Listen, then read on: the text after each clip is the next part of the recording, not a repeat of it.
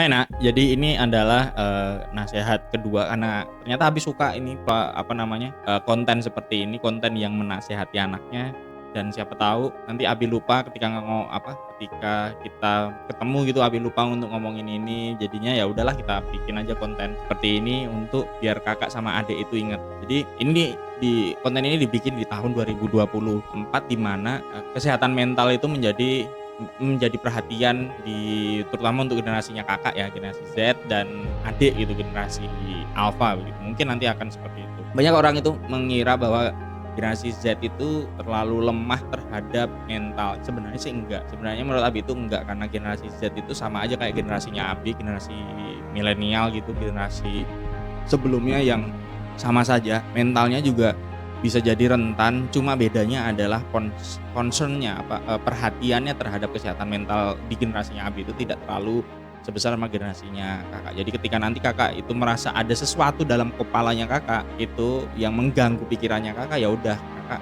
sebaiknya untuk segera mencari bantuan profesional gitu. Gak ada masalah dengan kita itu menjaga untuk tetap waras, tetap sehat secara mental, dan itu ya wajar-wajar aja.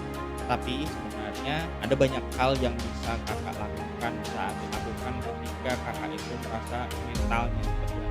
Yaitu adalah tidur cukup. Media sosial membuat kita tuh tidurnya kurang. Paksakan diri, biasakan diri untuk tidur selalu tepat waktu jam 9 sampai jam 4 pagi gitu. Jam 9 malam sampai jam 4 pagi. Kalau memang kakak itu tidak bekerja di malam hari, tidak harus bekerja di malam hari, ya udah tidur cukup. Yang kedua adalah olahraga yang cukup. Olahraga itu harus cukup, jangan kurang, harus cukup. Cukup itu dalam standarnya WHO itu cuma sekitar kita jalan 2 sampai 5 kilo per hari. 2 kilo itu paling 30 menit. Jadi kalau kakak itu tempat kerjanya agak jauh, ya mulailah mengurangi menggunakan kendaraan jalan saja.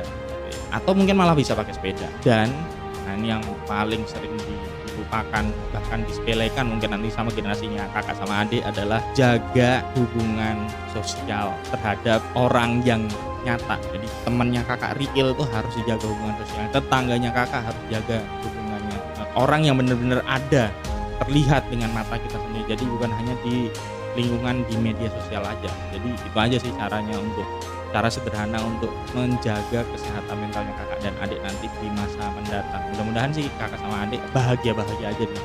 Dah, itu aja ya. Terima kasih.